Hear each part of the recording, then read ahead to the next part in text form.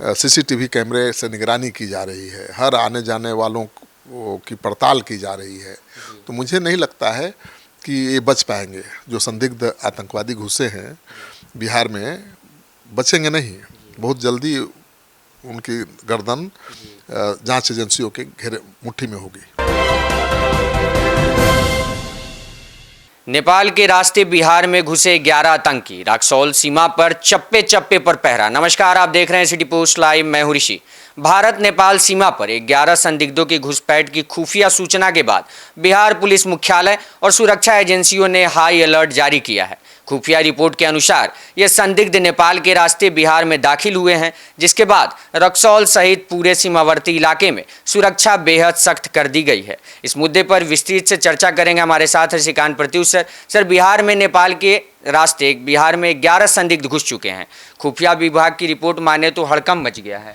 भाई 11 संदिग्ध लोग घुसेंगे नेपाल से बिहार में तो हड़कंप तो मचेगा, क्योंकि संदिग्ध लोगों का मतलब हुआ कि ये आतंकी भी हो सकते हैं, अपराधी भी हो सकते हैं, लेकिन ज़्यादा खतरा है आतंकी होने का। बिहार में मोतिहारी जिले में भारत नेपाल सीमा पर सुरक्षा एजेंसियों ने एक बड़ी घुसपैठ की आशंका जताई है और उसके बाद हाई अलर्ट जारी कर दिया गया है सरकार की तरफ से। खुफिया विभाग की एक गोपनीय रिपोर्ट के मुताबिक रक्सौल बॉर्डर के रास्ते 11 संदिग्ध अपराधी या आतंकी नेपाल के रास्ते भारतीय सीमा में घुसे हैं और इस सूचना ने हड़कंप मचा दिया है। इस सूचना के मिलते ही बिहार पुलिस मुख्यालय एसएसबी ने सीमावर्ती इलाकों में सुरक्षा घेरा बढ़ा दिया है और गश्त बढ़ा दी गई है। नेपाल से आने जाने वाले हर व्यक्ति की जांच पड़ताल हो रही है। उनके कागजातों की पूरी जांच के बाद ही भारतीय सीमा में उनको एंट्री दी जा रही है। नेपाल से आने वाले लोगों के पूरे सामान और कागजात की पहचान कराई जा रही है और मेटल डिटेक्टर से आने वाले लोगों के सामानों की भी जांच हो रही है। तो खुफिया रिपोर्ट के बाद तो सतर्क होगी ही सरकार। सर, रक्सौल बॉर्डर पर क्या हालात हैं अभी? देखिए, रक्सौल तो बहुत मेन बॉर्डर है बिहार और नेपाल का। बिहार के पूर्वी चंपारण जिले में स्थित है और रक्सौल भारत नेपाल के बीच व्यापार का बहुत बड़ा केंद्र भी है, मुख्य केंद्र कह सकते हैं। वहाँ अब आने जाने वालों की गहन जांच की जा रही है। रक्सौल थाना के जो थाना पर जो आईपीएस अधिकारी हेमंत सिंह और डीएसपी मनीष आनंद के अनुसार कि नाकेबंदी पूरे इलाके की कर दी गई है। नेपाल से आने वाले हर व्यक्ति के पहचान पत्र, नागरिकता प्रमाण पत्र और दूसरे दस्तावेजों की बारीकी से जांच की जा रही है। संदिग्धों की तलाश में मेटल डिटेक्टर और स्नीफर डॉग्स लगाए गए हैं और घुसपैठ की सूचना के बाद बिहार पुलिस के स्पेशल ब्रांच ने राज्य के सभी जिलाधिकारियों और पुलिस अधीक्षकों को एक विशेष एसओपी जारी किया है। मतलब जरूरी कदम क्या उठाना है, क्या सावधानी बरतना है। इसके तहत सीमावर्ती जिलों के होटलों, लॉज, धर्मशालाओं और मुसाफिर खानों की सघन जांच देने के निर्देश दिए गए हैं। अधिकारियों को आदेश है कि पिछले कुछ दिनों में ठहरे विदेशी नागरिकों और संदिग्ध व्यक्तियों का डेटा तुरंत खंगाला जाए। तो सरकार अलर्ट मोड में है। सर, बिहार नेपाल के खुले बॉर्डर की निगरानी बहुत मुश्किल है। बहुत मुश्किल है, बिल्कुल। देखिए, बिहार और नेपाल का बॉर्डर बहुत बड़ा है और सब खुला है, कहीं फेंसिंग नहीं है। और बिहार और नेपाल के लोग, जैसे हम लोग एक शहर से दूसरे शहर जाते हैं वैसे जाते हैं, एक गांव से दूसरे गांव जाते हैं वैसे जाते हैं। कोई रोक टोक नहीं थी पहले। बिहार के लोगों की बेटियां नेपाल में ब्याही गई हैं, नेपाल की बेटियां बिहार में ब्याही गई हैं। रोटी बेटी का रिश्ता है।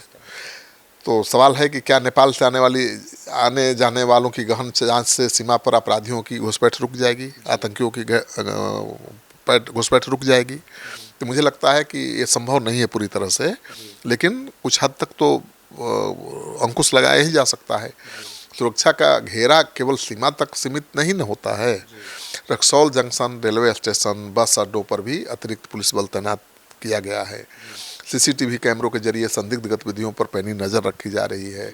सुरक्षा एजेंसियों को अंदेशा है कि 11 संदिग्ध किसी बड़ी साजिश को अंजाम देने के लिए बिहार में घुसे हैं और वो भी अलग अलग हिस्सों में वो फैल सकते हैं। तो उनको अलग अलग हिस्सों में जाने से रोकना है।